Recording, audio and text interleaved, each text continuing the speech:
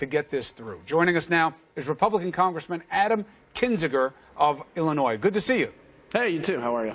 So what's the simple answer? Do you have the votes?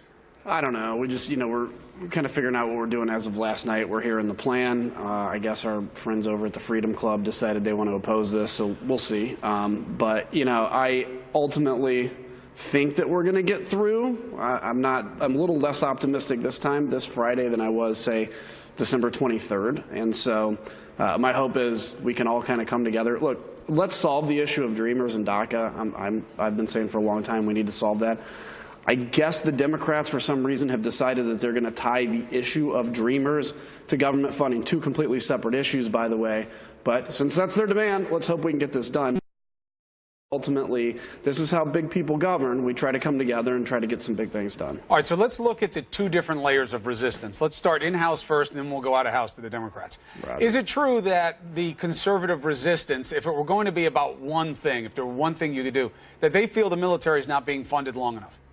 No, that's not what I'm hearing from the Freedom Club, our friends over there. I don't know what their reasoning is, because they're not the ones that have been advocating for robust military spending. In fact, many of them over in the Freedom Caucus were actually fans of Sequester, which I am not.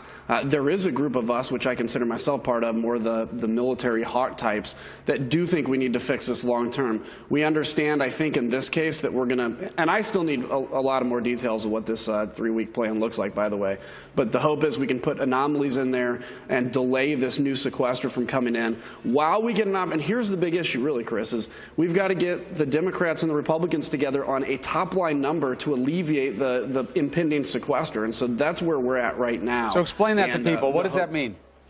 So if you remember back in 2011, we did this budget deal that had this thing called Sequester, where if we can't find $1.5 trillion in spending, we're going to do Sequester, which is just a blunt hammer against all programs. But God forbid we ever do that. We're never going to do it. Well, we did it because it's Washington, D.C. And so we're in this kind of like 10-year thing where there's this budget hammer that just comes in and randomly cuts military and domestic programs. And so we're trying to work with Democrats. Unfortunately, from what I understand, they're not coming to the table right now until this DACA issue is done to try to get a top-line number, so $700 billion for defense and whatever for the discretionary side, non-defense, so we can have a budget deal that lasts for 2 years. So you're not hearing that Democrats are saying, we just had Jim Himes on from Connecticut, and he's like, they should come to us. We could get a group together and govern this country that way and kind of cut off the extremes. That's not your experience that offers out there. With all due respect to Jim, look, if you remember, we were at the table, the president tweeted, the Democrats used that as either the excuse or the real reason to say we're not going to negotiate with the president on this top-line number. This was in the fall or kind of late fall. And from what I understand, we haven't made much progress since then. So I think we'll get there, but they have made the issue of Dreamers priority over this. What are you hearing from your own side in terms of whether it's even on the table of folding in something to help the Dreamers and deal with parts of DACA to get Democrats into the tent for this Friday? I think there's a hope that we can get that done this week. There's I guess, the outlines of a deal. Because, McConnell is saying don't include it, on the Senate side. Sure. And there are Democrats who are saying, I won't vote for the CR, the continuing resolution, unless there's something in there. And there are other Democrats who are saying, no, it's got to be done as a clean bill. DACA's too important to just fold it in. I mean, who knows, right? When you come up to the funding deadline in this town, I guess kind of from what I understand, trying to speak for my Democratic colleagues who have to accept that, by the way, if we're going to do DACA, there's going to be some things in there they don't want either. This is again, as I mentioned earlier, how big people govern. Not everything's perfect. I think if the outlines of the deal come forward and it appears that we're going to be able to get to something, then probably at that point, maybe they'll come and vote for a clean CR. I'm not sure.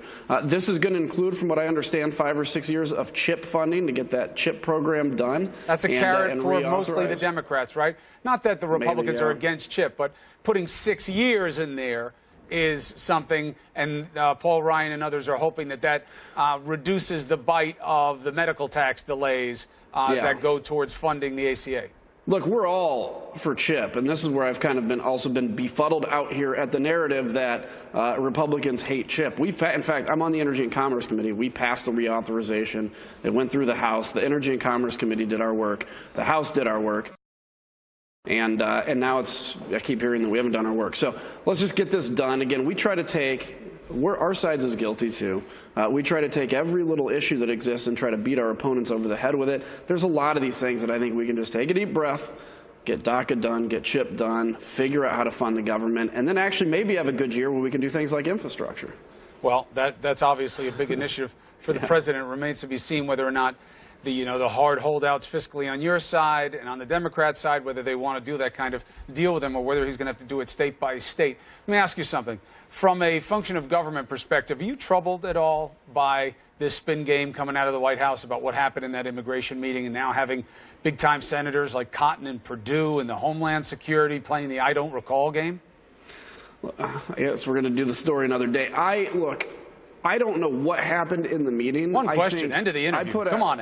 I know. I put out a statement saying that, look, this is not the language a president should use. I was very aggressive about that. Right. That said, on my side, let's look at my senator, Dick Durbin, did not confront the president in the meeting. Instead comes out and goes right to the media and does it through the media. Look, have the courage to confront the president in the meeting, like I guess Lindsey Graham did. So do I like the message coming out of it? No. I think, there has to be a level of being able to have conversations that aren't going to come out of the Oval Office, but regardless, it was language the president shouldn't have used. Most people, I hope, agree with that. But I think it's time to move on from this and ultimately understand that my senator, Dick Durbin, should have confronted the president there in the Oval Office instead of through the media. All right, fair enough. So Adam Kinzinger, for the audience, is a decorated veteran, seen the worst that the world had to offer in defending our freedoms. But it is not until he went to Washington, D.C. that gray appeared in his beard. I want you to know that. I'm doing my best Wolf Blitzer here. I told you it would age you. But appreciate this straight talk. Thank you for coming on. Discuss what matters to the American